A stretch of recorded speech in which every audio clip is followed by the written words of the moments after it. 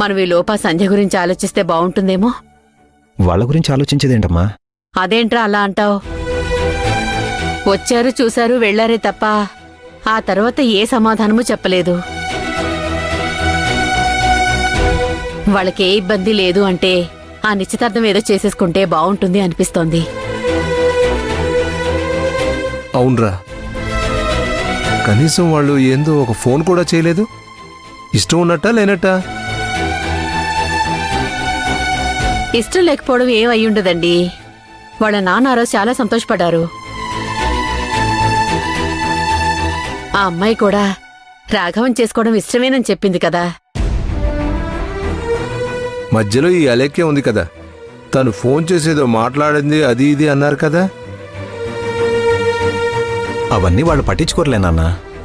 చెప్పుడు మాటలు వినేవాళ్ళే అయితే ఫోన్ చేసి ఎందుకు చెప్తారు చెప్పు? మరి అలాంటప్పుడు ఒకసారి ఫోన్ చేసి వాళ్ళు ఏమనుకుంటున్నారో ఏంటో ఒకసారి కనుక్కుంటే బాగుంటుంది కదా. సరే, ఒకసారి ఫోన్ చేస్తానులే. ఎప్పుడో ఎందుకురా, ఇప్పుడే చేసి మాట్లాడు.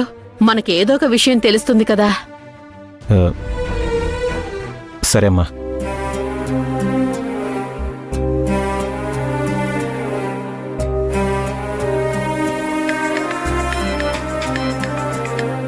హలో హలో, నమస్తే అండి. నేను రాఘవన్ మాట్లాడుతున్నాను.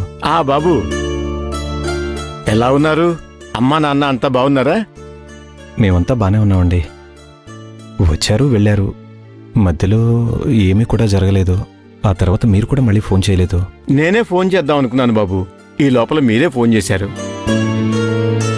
పెళ్లి చేసుకోవడానికి కొంచెం ఆలస్యం అవుతుందంటున్నారు కదా. ఈ లోపు నిశ్చితార్థం చేసుకుంటే బాగుంటుందేమో. మా అమ్మ వాళ్ళు కూడా అదే అంటున్నారండి. ఆ విషయం మాట్లాడాలని ఫోన్ చేశాను. సరే అయితే నేనే మీ ఇంటికొచ్చి మాట్లాడతాను బాబు. ఉంటాను. సరే అండి. ఏమన్నారా? వాళ్ళు కూడా అదే అంటున్నారమ్మా. తాంబూలాల గురించి మేమే ఫోన్ చేయాలనుకున్నాము, మీరే ఫోన్ చేశారని అంటున్నారు. ఇబ్బంది ఏముందిరా, నిశ్చితార్థం అయిందంటే సగం పెళ్లి అయిపోయినట్టే. వీలైనంత త్వరగా ఆ కార్యక్రమం ఏదో జరిపిస్తే కాని నీ జీవితంలో మనశ్శాంతి రాదురా రాఘవా.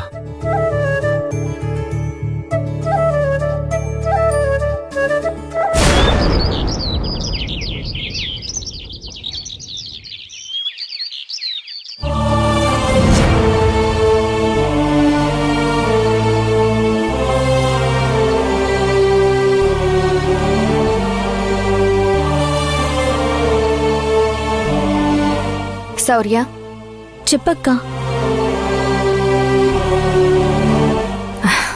ఏం లేదు సిద్ధార్థ్, మీ అమ్మగారికి దేవుడి దయ వల్ల ఏం కాలేదు కదా.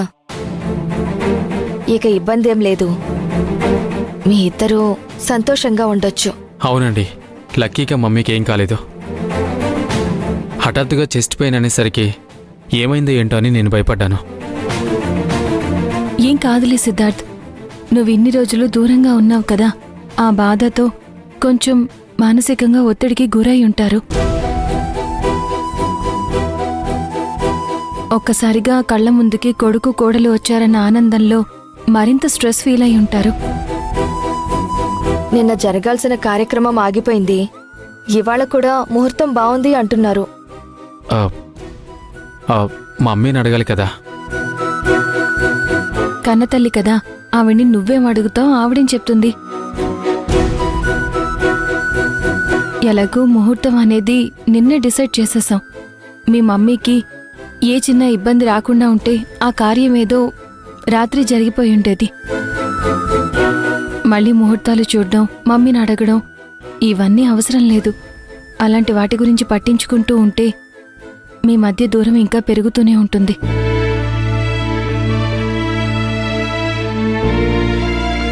అయినా మేం పంతులు గారిని అడిగాం, ఈ రోజు కూడా బావుందన్నారు.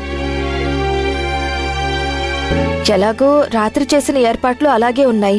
కొత్తగా ముహూర్తం చూడాల్సిన అవసరమే ఉంది, ఇంకా ఏర్పాట్లు చేయాల్సిన అవసరమే ఉంది.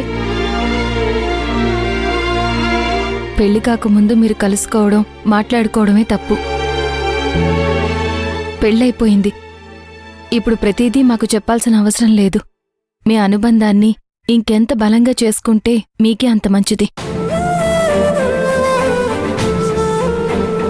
ఈరోజు నేను మాధవ్ సంతోషంగా ఉన్నాం, అన్నయ్య వదిన అన్యోన్యంగా ఉన్నారన్నా మా మధ్య పనివేసుకున్న గట్టి బంధమే కారణం.